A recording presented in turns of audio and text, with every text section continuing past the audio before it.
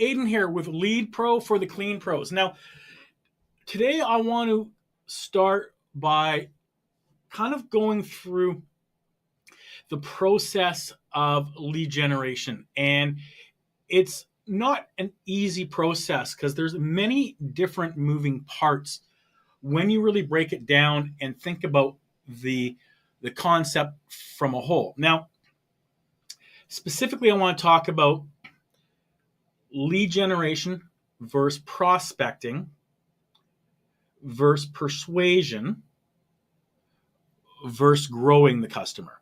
So I like to think of it as kind of like there's four moving parts, right? There's lead generation. We'll get into that in a second. There's prospecting, which is different than lead generation. There's getting in front of the customer, a one-to-one meeting. That now becomes persuasion.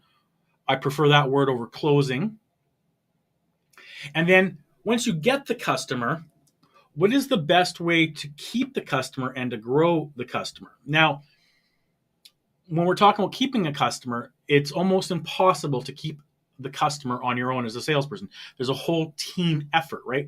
From order history to delivering orders on time to making sure there's inventory, all these pieces. Assuming those are in place and that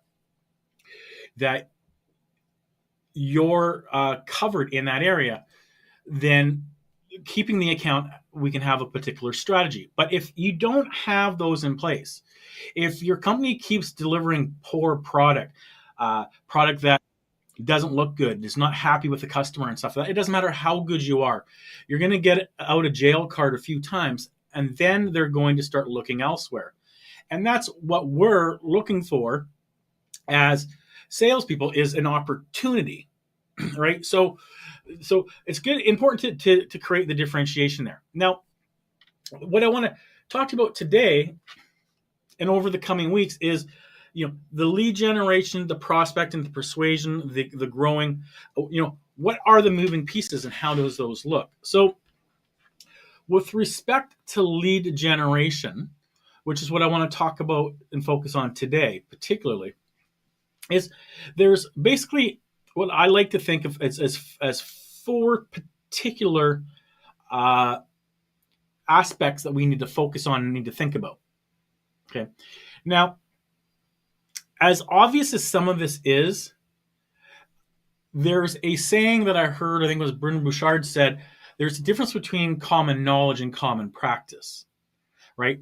And I know I've been guilty of that in the past many, many, many, many times, right? You know something, but you don't do it, right? You know you shouldn't eat that food, but you do it. You know you should go to the gym, you don't do it, right? Common knowledge versus common practice. But when you actually start to practice it, then you become good at it. At first you're going to suck, then you become good at it, and then you become proficient at it, and then you become excellent at it, and then it becomes kind of an obsession in the sense that you can never imagine not going to the gym. You can't imagine putting that food into your body because you feel it instantly. You feel the sodium, what have you. So it's important that we look at sales in that respect, because you either do sales, you either do prospecting, or you are a prospector. You either do lead generation or you are a lead generator. There's a huge difference there, and most of it is your commitment or your identity. But you've got to start somewhere, and you can't just all of a sudden become a prospector. You don't just become a lead generator. It's got to be something that you are consciously aware of and say, I need to move towards this. So, and as I move towards this, I'm going to probably suck at first, but that's okay. No one's going to die, right? So what is those processes? So the first thing I want to look at, as we'll go through this over the coming sessions, through the coming videos, is the one that we all think is kind of obvious, but who's your ideal customer profile, or who's your avatar? So what do we mean by that? I mean, if we're going to do messaging properly, now this is something that a lot of sales people that do prospecting probably don't really understand, or a lot of them don't. the online marketers, the online marketers and stuff, they get this because they have now had never relied on that one-to-one dialogue, like knocking on a door, what have you, and just being in front of someone and talking to them and dancing and being able to figure things out as you're meeting them in person. And as the world becomes more digitalized, and as salespeople need to become both marketers and salespeople, right? Then the salespeople that have traditionally been in sales, such as myself, it's a real change. You have to fundamentally change who you are in order to be successful at it, or you need to find someone to do it for you. But it's not going to come easy because you're used to walking in a door, finding who the decision maker is, and trying to get things going. Or you've never been good at that, and you simply rely on phone calls and warm calls. You come in, and now you can close a sale because you have a warm call. So wherever you come from, whatever aspect you're on, it's important to recognize that you have an avatar. You can name him or her, you can create him or her, you can identify this person, but with the avatar, your ideal customer profile, thinking of it from a consumer standpoint, so a business to consumer lead generation, or business to business. So we're predominantly talking about business to business, so it's a little bit different because the person you're calling on, trying to go after, represents a company, right? So they have a role in that company. They have a job title. And within that job title becomes a job description, and there becomes responsibilities within that job description. Whereas if you're calling on a consumer, business to consumer, then that person takes off their hat of they're a director, or they're a CEO, or they're a technician, or whatever.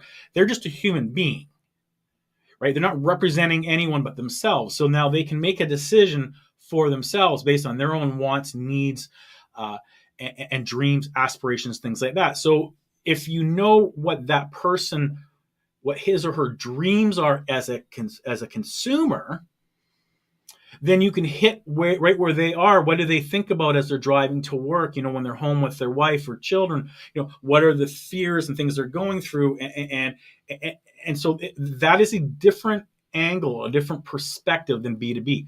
B2B, it's, what is the job title? What is their responsibility? And we're going to get into kind of helping to identify that a little bit. But we also, in understanding the ideal customer or your avatar, is what personality are they most likely?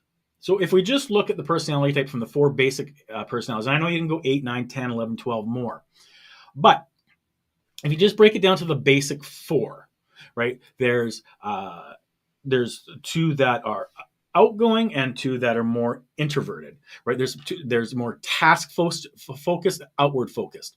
So you have the person that's based on relationships. You have the expressive person. Now you can have them called colors and disc and the disc model and all that stuff. It all breaks down the same thing. I like to think of it in the way I always remember is relationship and expressive people are people that are more extroverted and have a more going to be on the front lines, if you will. They're going to talk to customers. Okay. The others is the analytical person and or the director person. Okay. So if we break the 4 up, and this is important because we're going to start thinking who's your ideal customer? What is their most likely personality type? Of course, we can't paint everyone with the same brush. I get that. But if someone is in nursing and they're a nurse, we're going to assume they're a good nurse, then they are probably in the relationship business.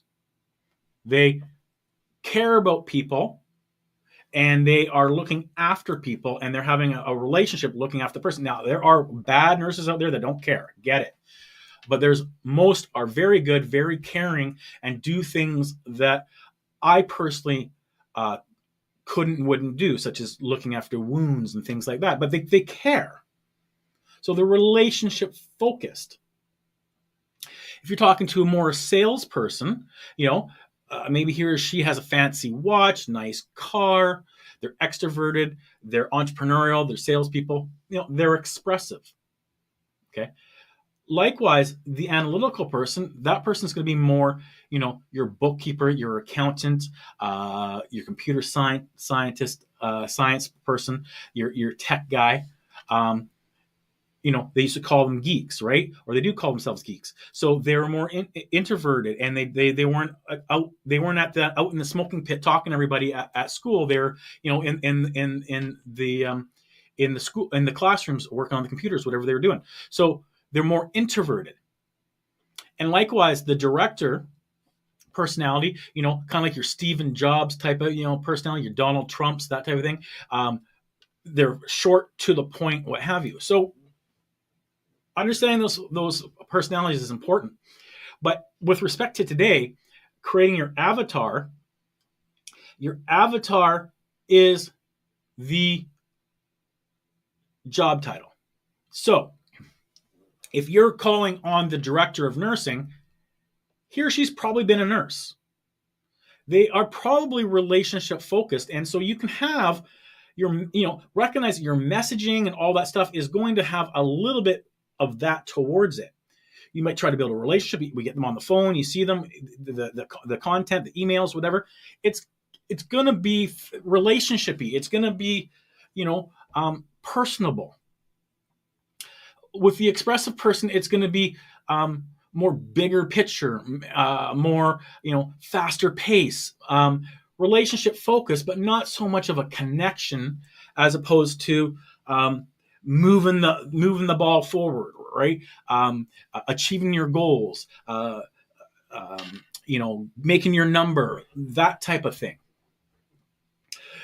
If they are the director of technology or what have you, you can assume, you might not be right, but you can assume that they're more analytical. And so they're not going to be much on relationships. They're not going to be very open. You're going to try to connect with them, and how's the family? And they're going to be, what's this guy talk, right? That's not who they are. That's not the way they think. That's not the way they behave. They're analytical. They're thinkers.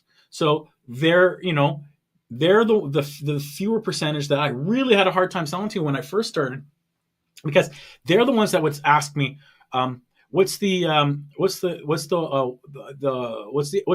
What's the water lift? What's the decibels of the vacuum? What's this? What's that? And I'd be thinking to myself, who cares? It sucks up the dirt. And it took me a long time to realize I was selling to a different person.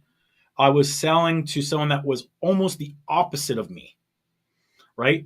And I needed to recognize that I needed to speak their language, and they cared about decibels. They cared about water lift. They cared about these things. And so if your person you're going after probably falls into that category, then you can be a little bit more aware of your approach. Having said it, if someone is more on the director, they're going to be, you're I've heard it said that the top 5% of wealthy people are director personalities. I don't know if that's completely true, but a lot of them are. And the reason being is they're not relationship focused. They piss people off. They have no respect for structures and status quos and what have you. You hear things of Stephen Jobs, parking in the handicap spot because he didn't have right these type of things. Other people be offended by that, right? So with that person, you got to do a little bit more research, because just because they're the CEO doesn't mean that's the personality. But you got to do some research. It's a little bit harder to figure out them. However, if they have that CEO role, or they have that C-suite role and title to them, then they're going to still be somewhat very short and to the point, right? They're busy. They carry many different things. And we're going to get into how we can speak their language a little bit in coming incoming videos. But that's kind of like, your avatar. So who is that person you're going after? And the last piece to it is who's your target market? So understanding those 4 personality types, now let's look at your target market. So target market, your industry. So are you targeting healthcare? Are you targeting sales organizations, where you're going to be talking to the director of sales? Are you going to be talking to technical companies? Are you going to be talking to accounting firms? Are you going to be outreaching to the CEOs and the C-suite with whatever industry you're in? So you can never just assume that based on their title, they're 100% that, because they're not going to be. Everyone's going to be a little bit of everything, but one is going to be the driving force. One's going to be the way they communicate. And we can't make 4 different messages to the same person, right? So we have to kind of have an assumption that this is probably the way to do that. And there's ways to test things and all that stuff. And we'll get into that. But just from a 40,000 foot view, who are you calling on? What is their job title? What is their most likely responsibility based on their avatar and their job title, and based on the industry that you're calling on? And so if we can focus on those 2 things, then it starts to help us sit back and create a strategy on who we are calling on. Who, where, what, and how is what we're going to go after. We're going to focus on. So in the next video, I'm going to talk about the next 2 stages of the who. And that is, who you calling on. You got their title, right? You got the avatar. You have their job title, their description. You have the industry they're in. Now, what are the other 2 things that you can do that completes that, so that you can start creating the strategy, the outbound strategy, to go after these leads, to go after these prospects, to go after these suspects. So we're never going to get it all right all the time, but we can use these concepts, we can use these ideas, we can use this process to eliminate and the outliers, and give us a better chance of connecting, communicating, and attracting the exact person or avatar we're trying to reach out to. So if you found this of value, please like, subscribe, comment, and I look forward to seeing you in the next video.